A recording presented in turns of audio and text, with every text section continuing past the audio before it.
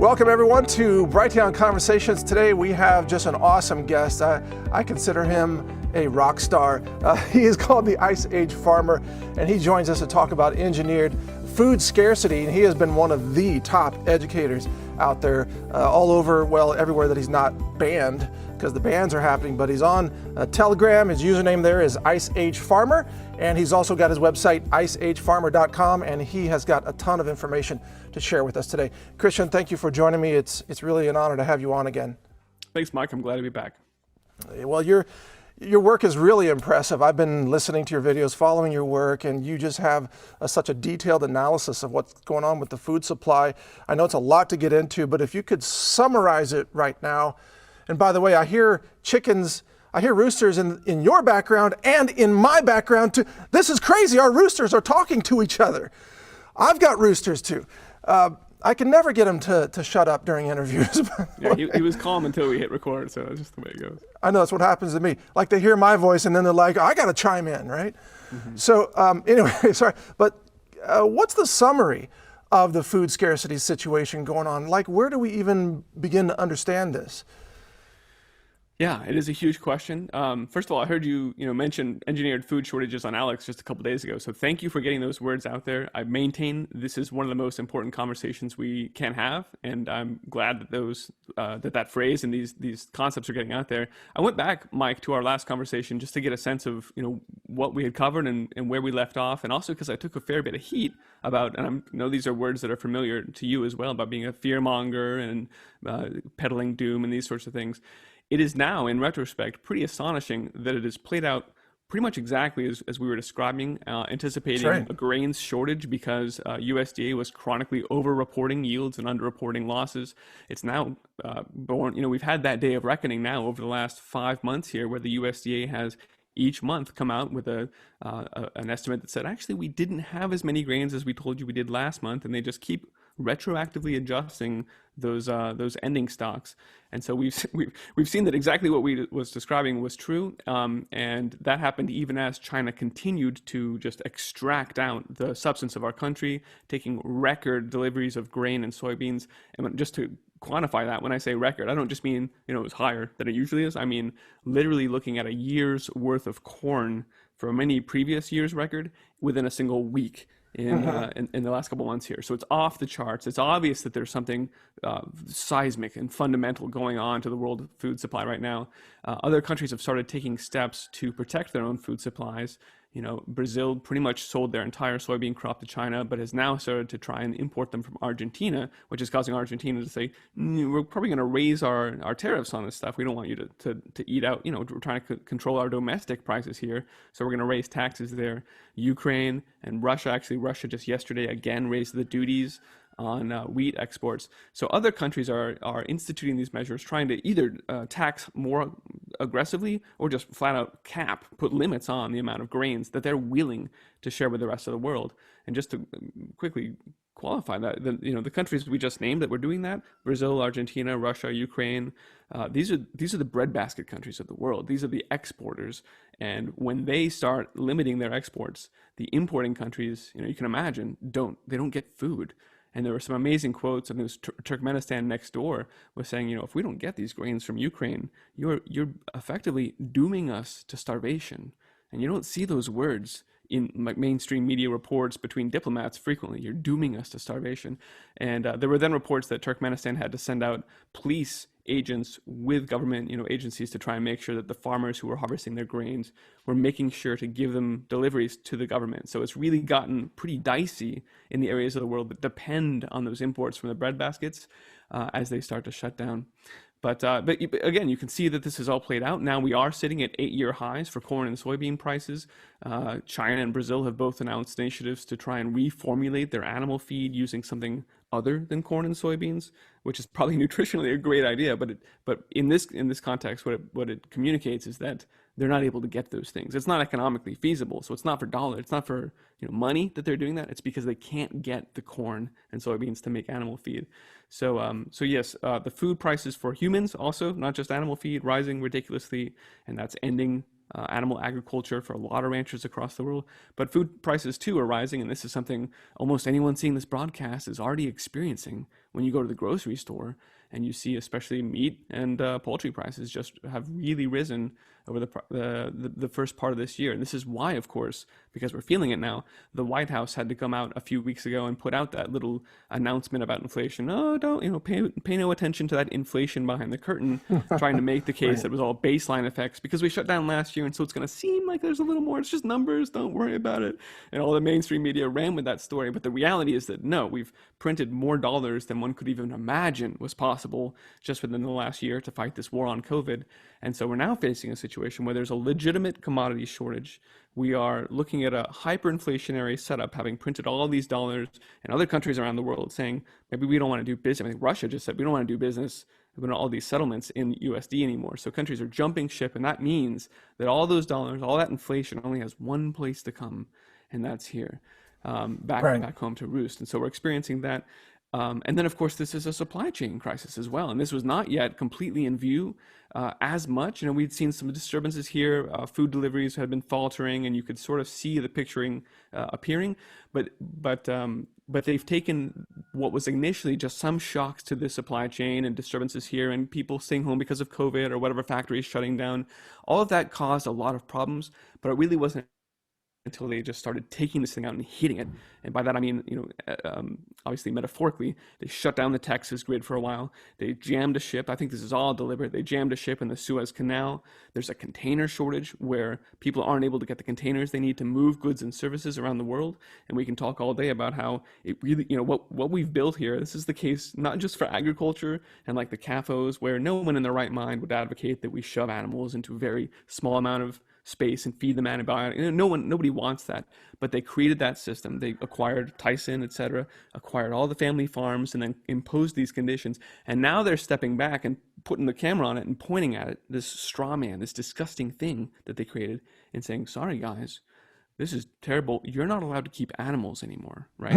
Right. They're trying to take your ability to feed your family away because of pointing at their own creation. Well, the same thing is happening over on the shipping side, where we've got this ridiculous situation where meat can be raised in the United States and then it's shipped over to China to be, it's frozen and shipped to China to be cut up. In some cases, then it's frozen again and shipped somewhere else to be breaded and fried, and then comes back to be on our shelves. Like the idea of shipping an animal, and this is true for any part, these value-added parts across the globalized supply chain. So you can make the case, and I would agree with you actually, that it does make sense what we've done, that we've built this incredibly interconnected global economy where we have to move goods and services in little pieces around on these shipping containers, and suddenly we can't get the shipping containers, and it's all falling apart. So the confluence of these three things: hyperinflation setup, legitimate commodity shortage, and then shipping, just catastrophe. We've got a line of ships 20 plus deep waiting to dock on the West Port and the ports on the West Coast. The confluence of these three things is extremely dangerous. Exactly. And that's not even to get into the the things that are going on sort of socially and politically here in terms of like the Rwanda style race war, the Yugoslavian style trying to divide the country. And so, yeah, it's very incendiary, the entire situation right now. All right, so let me ask you this.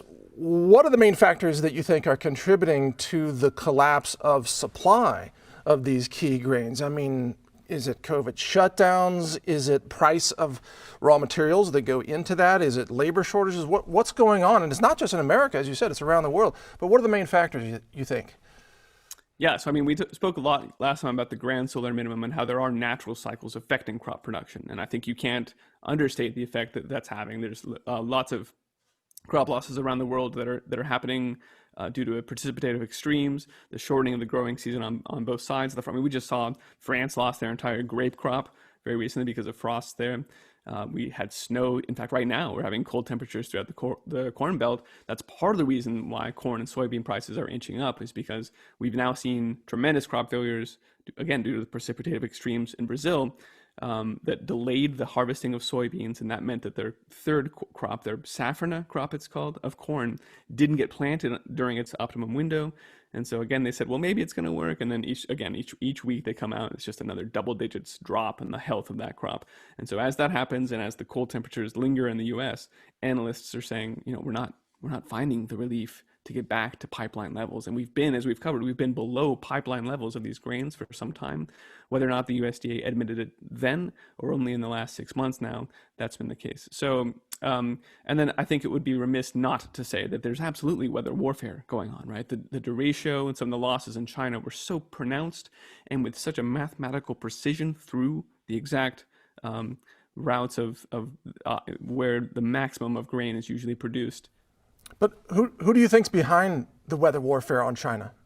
Sure. So I think they are doing the same thing there. They're trying to engineer food scarcity and make the case that farming and ranching just doesn't work anymore. It's dirty and antiquated, and we've got to move to the fourth industrial revolution. This is all part of that larger agenda that we've talked about so much, about moving, to a post-human world, a transhumanist, eliminating humans from the entire supply chain and divorcing them from nature, fundamentally locking them into smart cities, making sure that the food supply we're being fed is artificially created, is embedded with these nanodust or spores, with something that they can use to track that commodity from its point of genesis in the GMO, CRISPR modified vat of cell cultured meat all the way through you. And then, it's not just the Internet of Things. Now it's the Internet of Bodies. So you can expect your food to be communicating with you and then ultimately with the smart sewers underneath you as it passes through. And it's a really disturbing way to sort of phrase this whole thing, but that is exactly the level of fidelity that the beast system requires and is architected. And they're just implementing that now. So that's a sort of a roundabout answer there, but yeah. Yeah, but okay, that's a lot of shocking detail. But just to circle back on that, I mean, who would want to crush China's crop production, and who has the technology to use weather weapons in order to do that? I mean, we can call it the powers that shouldn't be. Catherine Austin Fitts likes to say Mr. Globalist. We can say, I think there are many names for the cryptocracy, but it's clear that they're working in overdrive right now, having called now for the decade of action up to 2030, all these goals aligning around that date, this key date that happens to be right as solar cycle 25 completes, which is already a small solar cycle in terms of the number of solar activity, the amount of sunspots, and then we're projected to then enter into that Maunder style minimum where solar activity just drops off, and situations in terms of the growing conditions, like we've been talking about, the precipitative extremes, the less stable growing conditions, but also, Mike, in terms of seismic and volcanic activity, all of these things are supposed to really come home to roost around that key date of 2030, which is why I would suggest that Mr. Globalist, or they, or whatever you want to say here, really they're working against the deadline. It's not them that have just arbitrarily chosen this. And that's why their actions sometimes seem even against their own interests in terms of being so rushed, but they've got a hard deadline here and they're working to hit it. Now, there's a question I've been wanting to ask you. I think many viewers will want to ask you as well. On a personal level, you're fully aware of what's happening here, but what are you doing to increase your own food self-reliance and food sustainability? What kinds of specific actions are you taking to survive the scarcity? Yeah, it's a fantastic question, and thank you. And so, on the food vector itself, I've absolutely been trying to, get off the system, stop depending. It's actually the same answer for everything, even when you look at just as food. These are systems that are toxic anyway. If you look at GMO foods and all the stuff you can buy, by and large, the stuff you get at the store is just not good for you anymore. So it's for a long time been a good idea to start growing your own food, but now it's the case that there's a controlled demolition of food and the energy systems. We talked about the grid being increasingly unreliable, and we can talk about the cyber pandemic that they're promising us approaching as well. But these are broken, brittle systems, and more to the point, they're now being attacked so that they can beat people into submission and push forward this technocratic agenda upon them. So the name of the game is to stop depending on those systems. And yes, to that end, I've absolutely, even when I still lived in the city, I started looking at growing methods that you can do in small spaces. You can talk about farming insects. I tried crickets, but they were quite loud. I would actually recommend mealworms because they're quieter, and your wife might appreciate that. But aquaponics is a very elegant, self-contained solution where even in a small amount of space, you can grow a nice amount of leafy greens, which is a great way to supplement whatever you can get from the stores.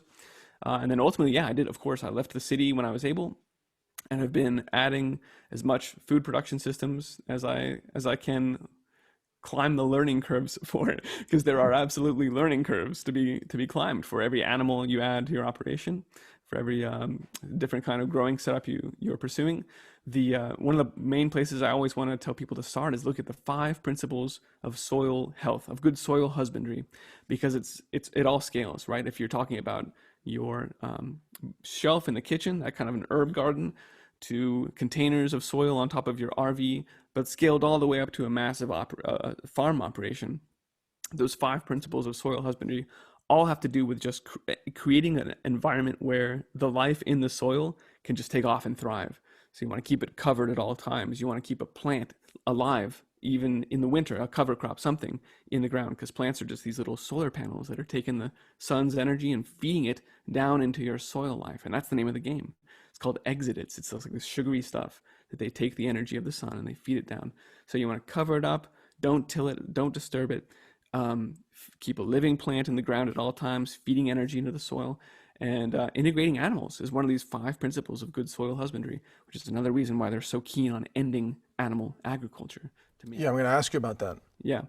So anyway, this is just a good place to start, because it works at all scales. And really, when you've got just really good filthy soil, just robust stuff, it's teeming with life and worms, and you put a seed in there, you almost can't help but get a really nice crop yield out of that. So it's good. It's a good place to start. Yeah, I have rarely seen a successful, sustainable, natural food production system that did not use animals in some way, even just to create fertilizer for the crops. But I got to ask you, you mentioned crickets and mealworms. Was it your intention to eat these, or what were you raising them for?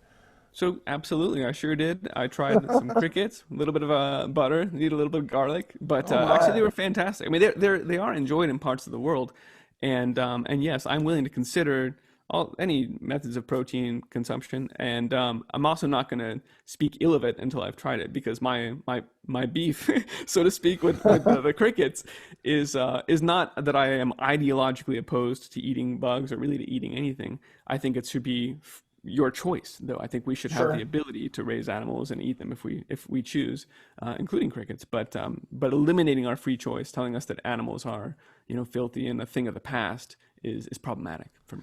Yeah, I agree. And many people watching this might say, well, gosh, it's the United Nations is pushing eating crickets and moving people over to an insect diet. But for them, that's just a tactic to get rid of animal farming.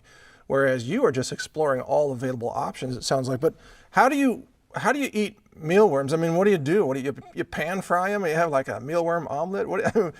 I've never tried that. What do you do with mealworms? So I haven't personally tried the mealworms yet, but yeah, my understanding is you cook them up pretty much the same way as the crickets, and pretty much just what you would do with any little crispy protein. Put them in with some oil and sort of saute them with some garlic. I imagine they're delicious. But the mealworms are also really good supplemental protein for chickens. So that's why I was adding mealworms to my operation here. Oh, that's a good point. Yes. Looking for things that you can, this ties back to your question of how am I handling it. It's looking for how do I produce more, but not just in an additive way, because I don't have time to keep adding more systems and then trying to tend to them. And I've cut out a lot of things. Like I had spirulina early on, but it took a lot of work to maintain this culture of little cyanobacteria and then filter it out just to get a little smudge of protein. I mean, you can do it. It works. It just wasn't give me the return I needed for the investment. And what I'm looking for when I add chickens to my operation is that, yes, I get the eggs from them, but they're also producing manure, which goes back into the garden.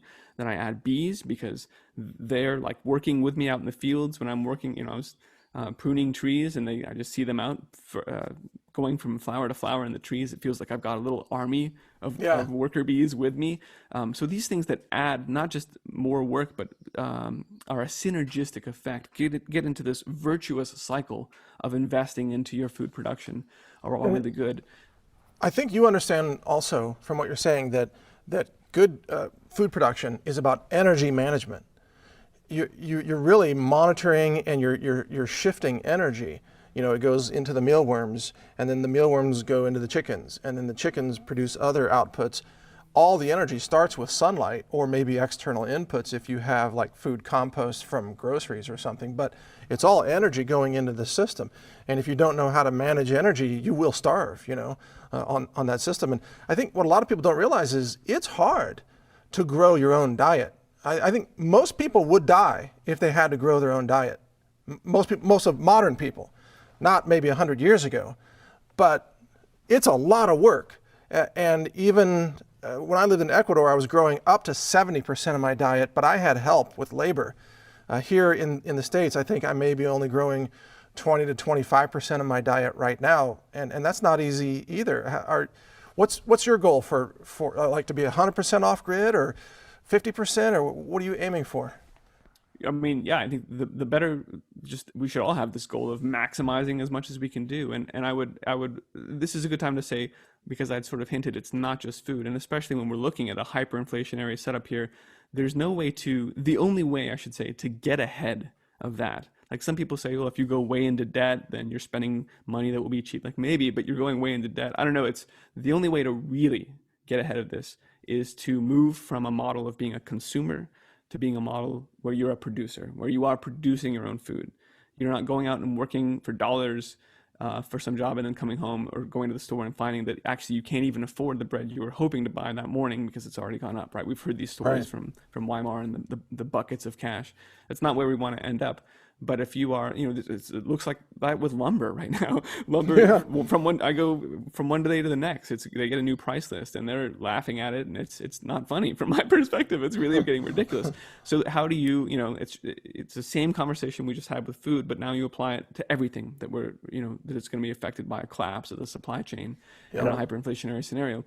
How do you get ahead of that with lumber? Well, you can maybe buy some advance and stack it, and it doesn't really store that well. Or you invest the capital that you do have right now into a wood mill, and you become someone who can produce that for your neighbors. When they realize, oh, I need a compost bin, right? As they start to realize they need to be moving to producers as well, you can be there with your wood mill and help them to make that transition, because they're going to need tools and equipment and new structures and all that. And if they go to the hardware store and there isn't any lumber, or it's $500 a sheet, it's not practicable to then make the transition to being self-sustaining. So I think anyone that has awareness, anyone that's watching this conversation and wants to try and get ahead of this situation, should be rapidly deploying their capital in ways that makes them positions them on the producer side of this whole equation. So if that is key. Yeah. So medicines, you can have an herbal garden and learn to make tinctures. Right. You can get ahead of it on producing clothes and repairing car parts. You can get a 3D printer and load up on plastic resins if you can still find it. I know we're short there too already. Because then as there are, people's things break down, or they need to build new systems, you can be there to produce parts that we're just simply not able to procure from a broken supply chain anymore. So apply that thinking, that model to anything. If I can't get stuff at the store, what is it that I will wish I have? Go invest in that now. If you're going to need it in the next year, get it now. If you're going to need it long term, figure out how to make it now, because this is where we are right now. You really nailed the key point here, I think, which is to be a producer, not a consumer, or to change that ratio in your favor. And even rainwater harvesting is essentially being a producer of drinkable water, or at least a catcher of it. Everything from food and lumber, and you're absolutely right. Right now, investing in a lumber mill, a home lumber mill, I've seen some that you can just mount like a circular saw onto their device, and you can make your own 2x4s, and probably they're even better than the store-bought 2x4s if you're using, some harder woods and so on. So yeah, become a producer. But now part of that, of course, is also under attack. I want to ask you about this. There's a ballot initiative in Oregon that is hoping to outlaw any kind of animal slaughter or animal husbandry practices, such as insemination or castrating a bull, for example. But they want to make it, I think, a felony crime to slaughter a chicken to eat the chicken. This is not just an attack on ranching, but this is an attack on homesteaders who need those sources of food in order to survive. What are your thoughts on that ballot initiative, and do you think it has any chance of passing?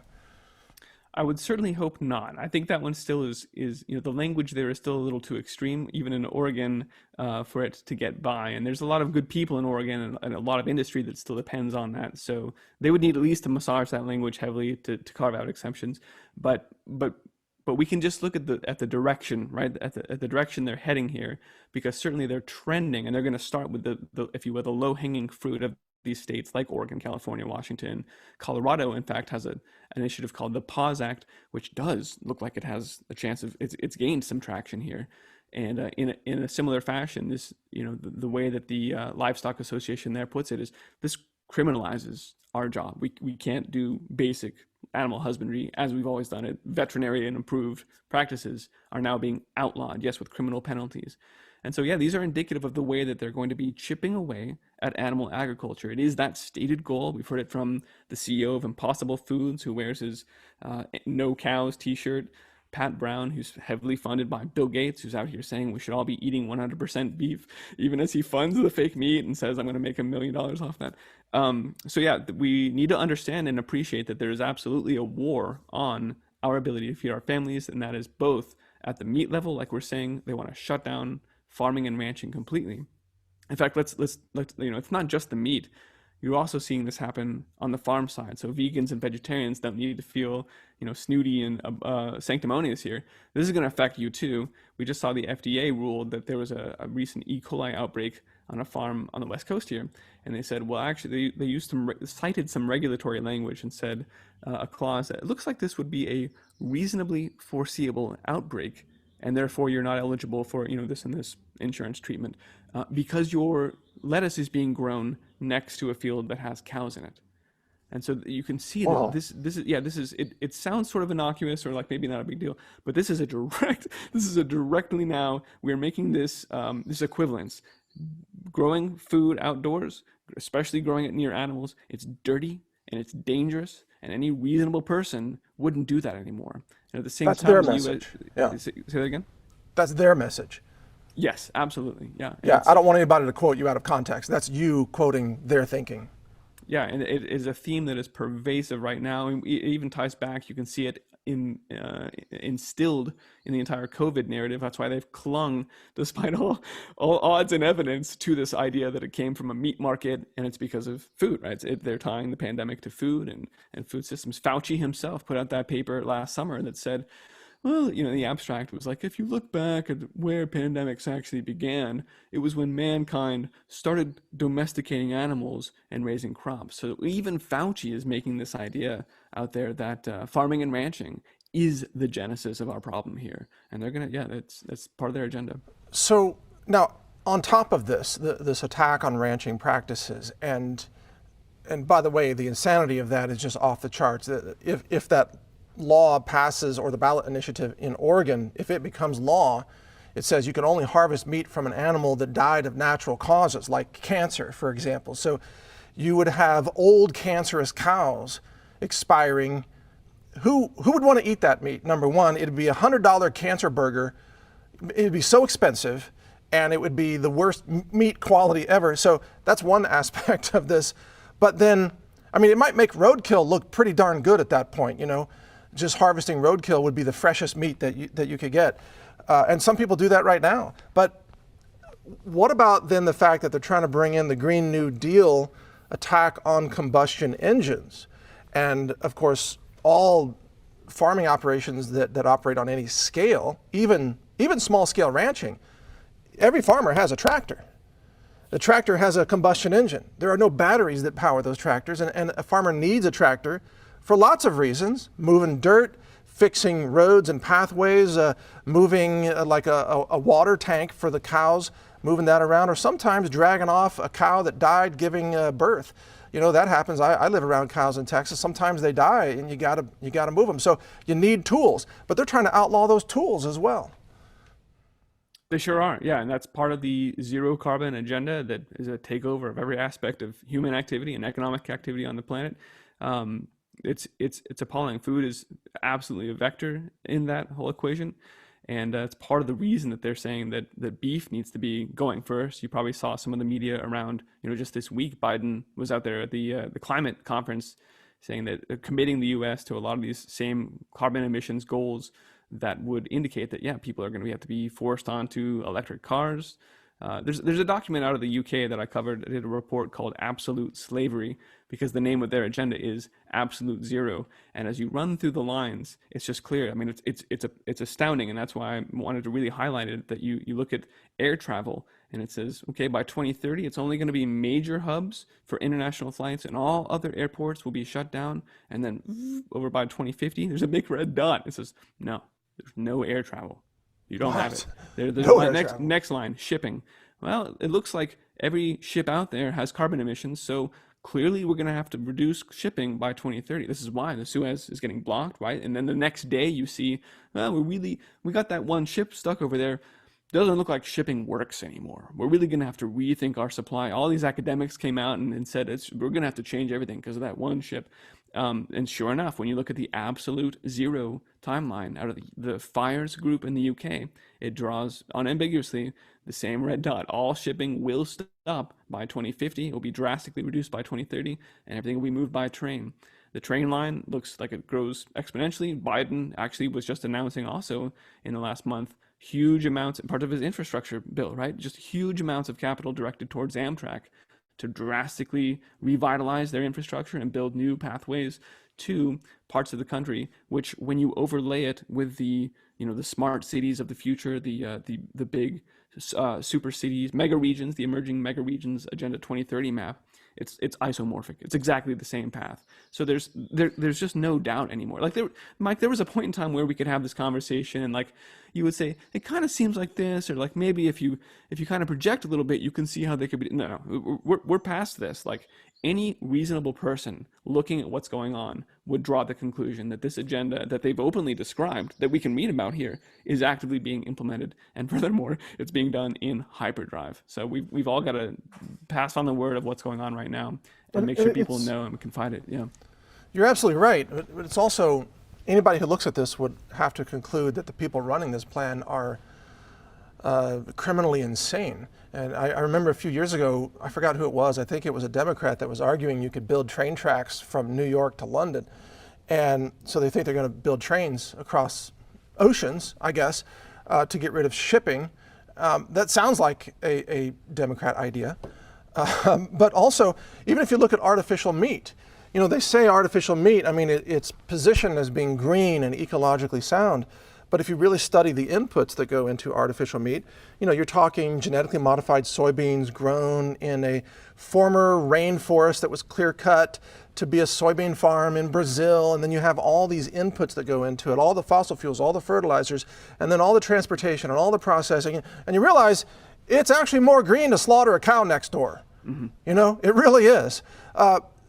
But they just lie, and they say that all plants are green and all animals are dirty, and that is absolutely not the case whatsoever. Now, I'm not a proponent of confined animal farms or CAFOs. I'm not a proponent of that, because I do care about the quality of life that they have, but local meat that's locally produced with free-range animals that are ethically grown and harvested, that is a sustainable, ecologically sound food supply system. Yeah, there's no doubt. And this is also, if you have any doubt about, what's going on, it's when you actually look at what's being done and realize, like you actually crush that. It doesn't make any sense to turn massive areas of the Brazilian rainforest into monocropped soybean, GMO at that, soybeans for growing Impossible burgers, which are on the order of dog food level nutrition. Like none of it makes sense. And that's when you're like, oh, wait a minute. What they're doing is not actually to try and help people. This is an agenda to take total control over the food supply.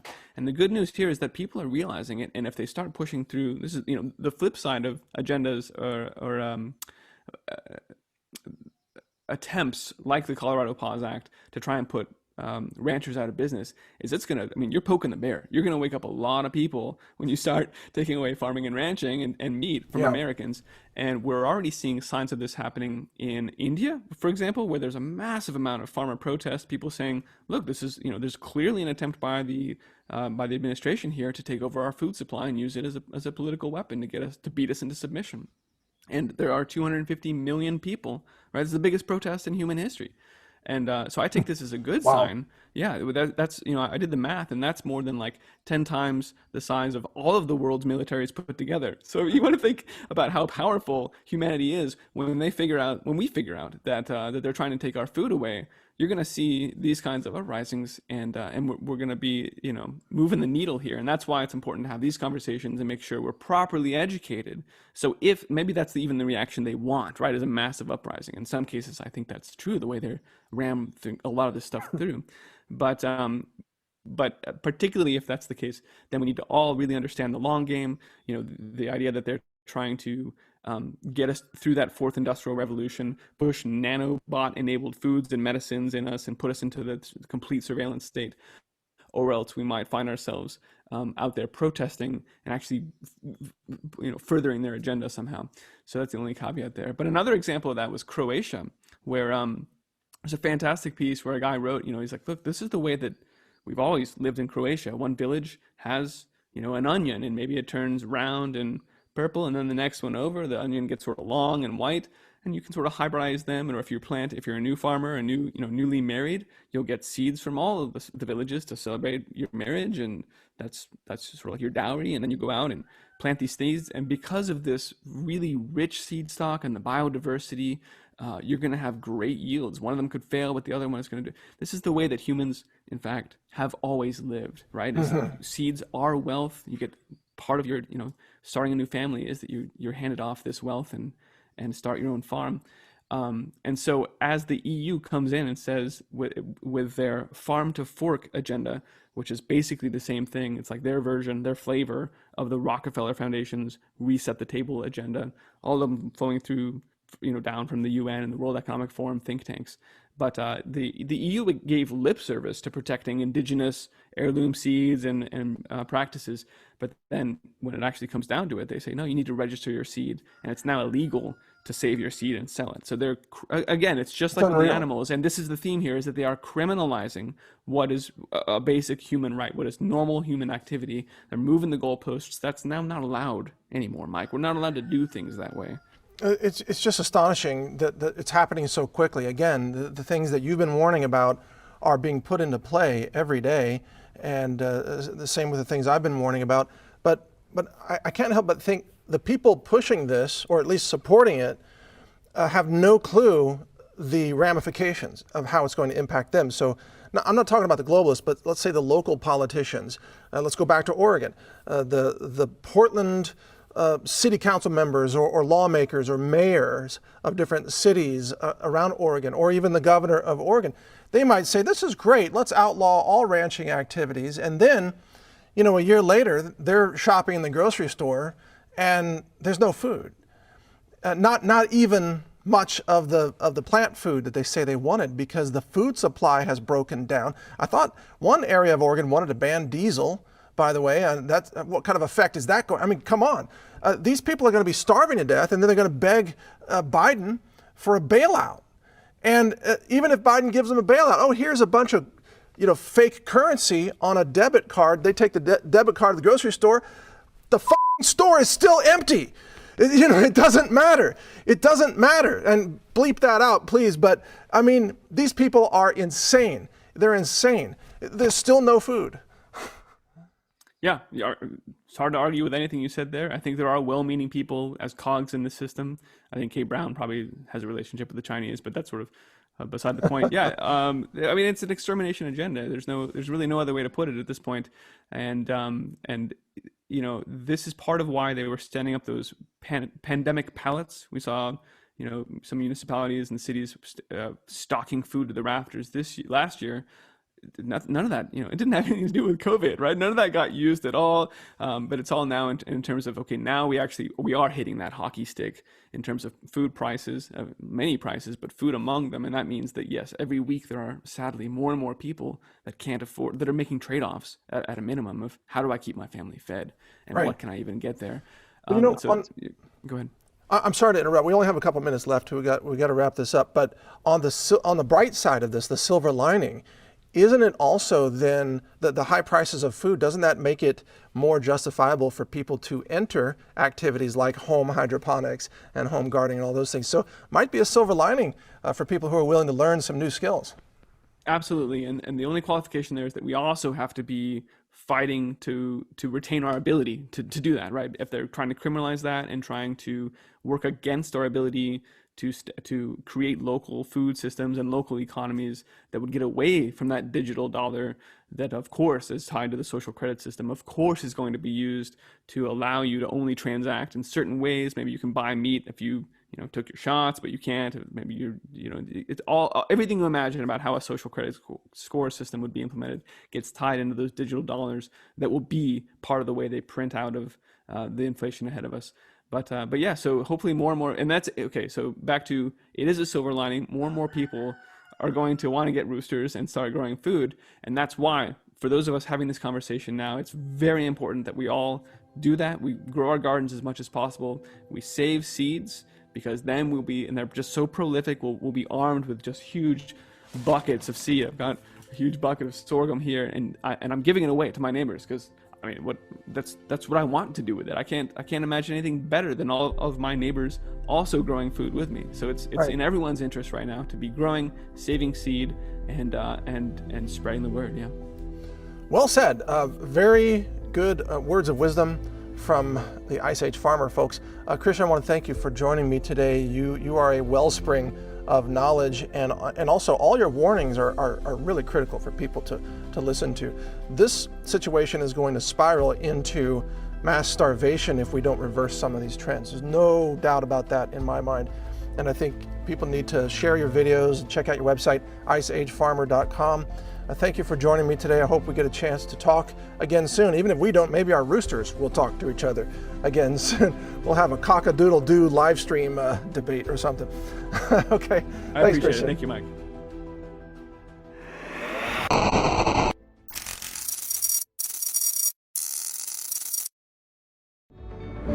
A global reset is coming, and that's why I've recorded a new 9-hour audiobook. It's called The Global Reset Survival Guide. You can download it for free by subscribing to the naturalnews.com email newsletter, which is also free. I'll describe how the monetary system fails. I also cover emergency medicine and first aid and what to buy to help you avoid infections. So download this guide. It's free. It's my gift to you simply because I want like-minded people to survive.